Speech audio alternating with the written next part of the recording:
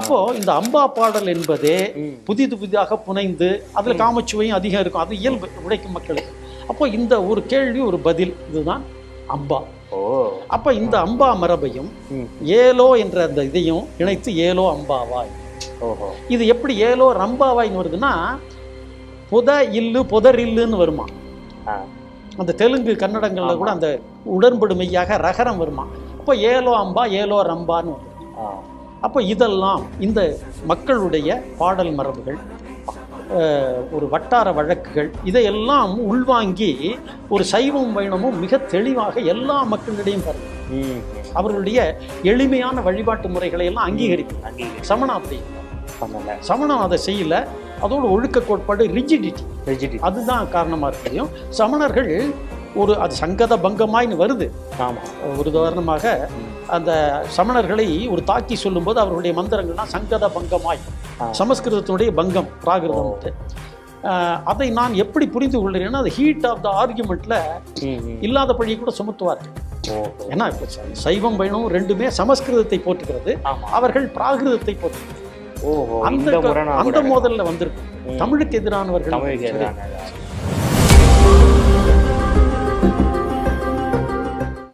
ஸ்ரீடிவி நேயர்களுக்கு எனது அன்பு வணக்கம்.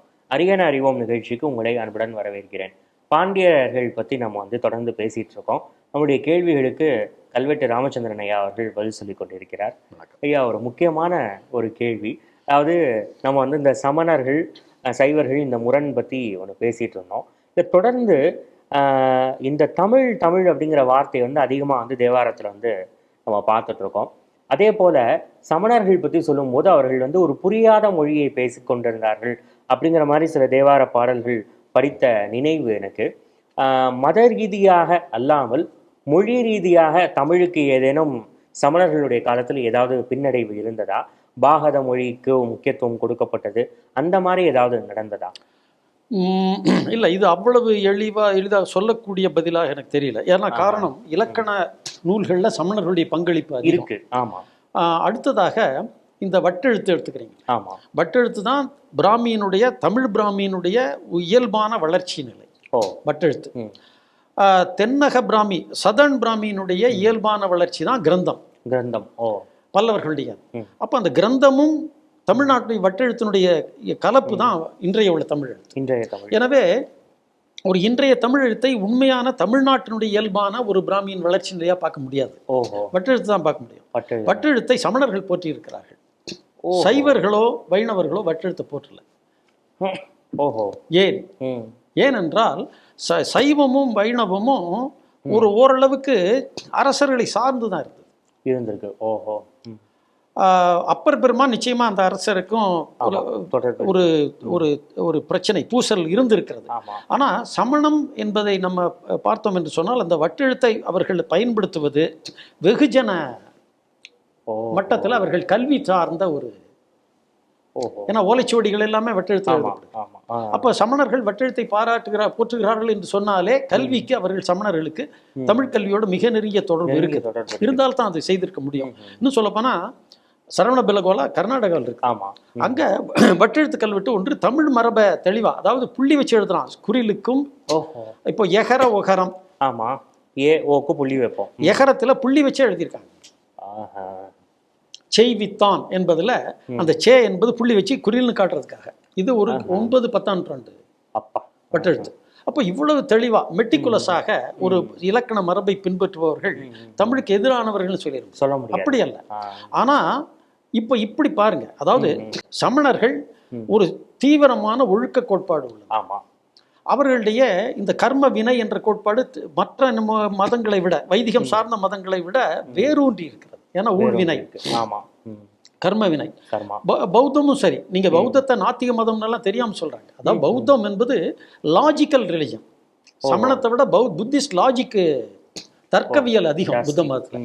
அதனால அது நாத்திகத்தோடு நெருங்கியதாக பார்க்கிறார்களே தவிர, கர்மவினை ஒத்துக்கொள்வர்கள் எப்படி நாத்திகளா இருக்கு? கர்மவினை ஒத்துக்கிட்டாலே முடிஞ்சது. ஆமா. அப்படி பார்க்கும்போது அந்த ஒரு ஜாதிய ஏற்றத்தாழ்வுகளை பௌத்தமும் ஏற்றுக்குது, சமணமும் ஏற்றுக்குது.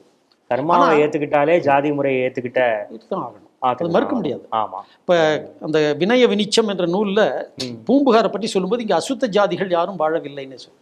ஓ, அப்ப நூல்ல வினய வினிச்சம் என்கிற அந்த பௌத்த அச்சுத விக்கந்தன் காலத்துல கணதாச விகாரையில அந்த புத்த தத்தர் எழுதிய நூல்ல வருது. ஓஹோ, அதுல பூம்புகாரை பற்றி வர்ணனையில அசுத்த ஜாதிகள் யாருமே இங்க அனுமதிக்கப்பட மாட்டாங்க.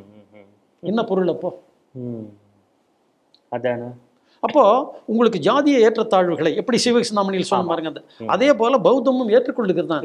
காரணம் அவையெல்லாம் அரசியல் சார்ந்த மதங்கள். அரசியல்ல இந்த மாதிரி இருந்தால்தான் அரசியல் நடக்கும், ஆற்றல் அவங்க கையில இருக்கும். அப்போ சைவம் வைணவமும் ஒரு விதத்தில் அகாமடேட்டிவ். அதாவது இப்ப வைணவத்துல நிச்சயமா எத்தனை மீனவர்கள் வைணவ அடியார்களாக ஏற்றுக்கொள்ளப்படுகிறாங்க. நாகப்பட்டினத்துல அதற்கான அந்த தடயங்களை இன்றைக்கு வரைக்கும் பார்க்கலாம். அதே மாதிரி தான் சைவத்திலையும் சைவம் இவர் அதிபத்தர். அப்போ எத்தனை விதமான அடியார்கள், வேடர்கள், இவங்க எல்லாமும் அடியார்களை. கண்ணப்பரை சொல்ல போனா அவர் தான் முதன்மை தொண்டராகவே செய்வார்கள். அப்போ இது எல்லாமே அப்படித்தான் நம்ம பார்க்க வேண்டியிருக்கு. சமண பௌத்தங்கள் ஒரு தத்துவ ரீதியாக அது ஒரு நிலைப்பாட்டை எடுக்குது, அதற்கு எதிர் நிலைப்பாட்டை இவங்க எடுக்கிறாங்க. இவர்களுடைய இதுல வெகுஜன இயக்கமாக இது மாறுவதற்கு இது பயன்படுது.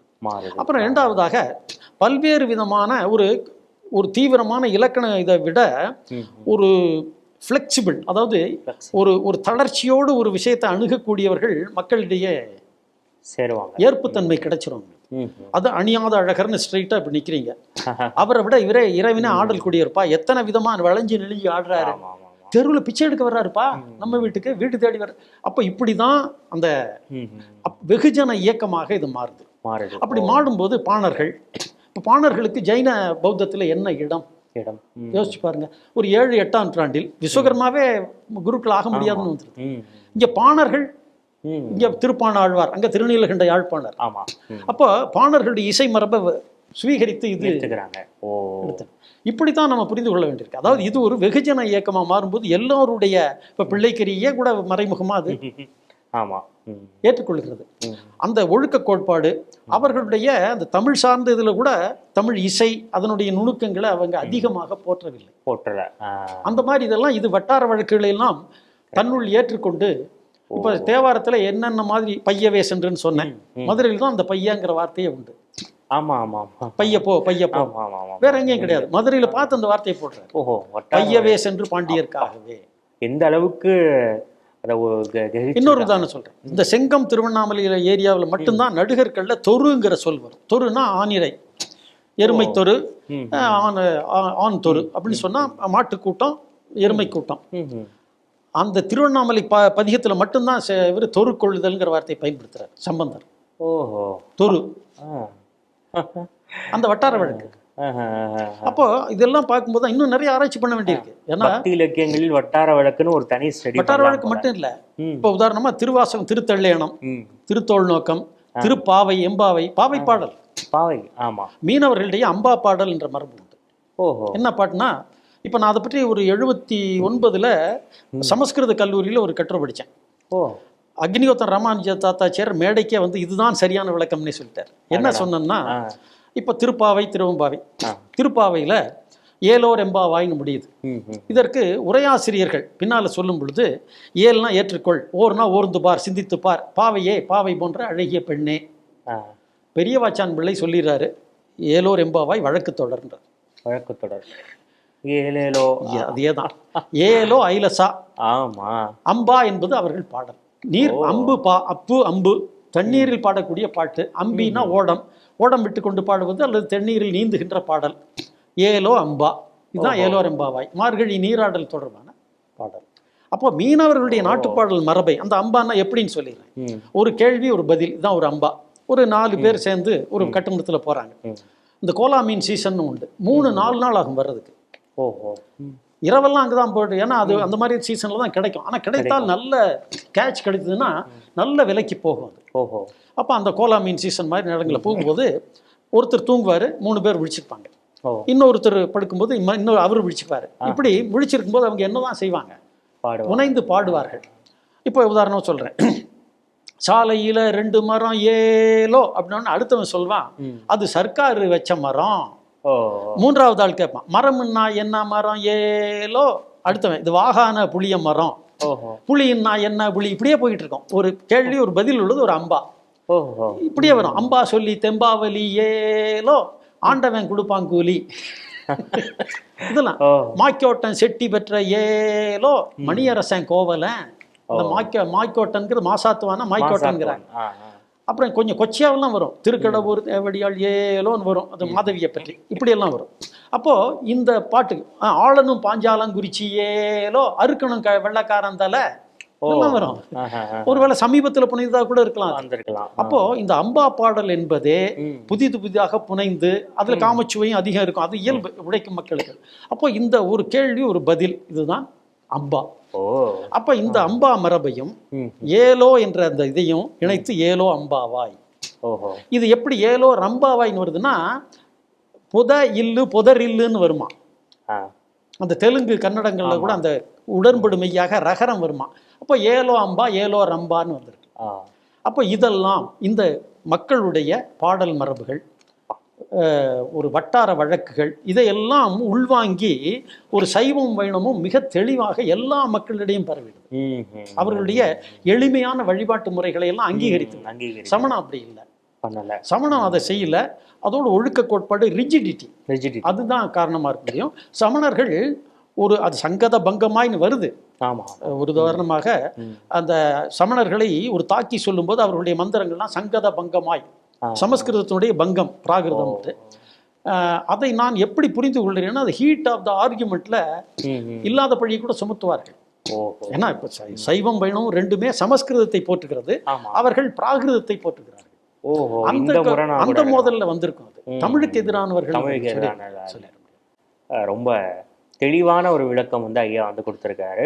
அந்த பாடல் முதல் தடவை படிக்கும் போது எனக்கு ஏண்டா சமணர்கள் பொதுவாகவே தமிழுக்கு ஆதரவானவர்கள், நிறையா இலக்கண நூல்கள் நிறையா எழுதியிருக்காங்களே அப்படிங்கும்போது இந்த கேள்வி வந்தது. அதற்கான சரியான பதிலை வந்து ஐயா வந்து சொன்னார்.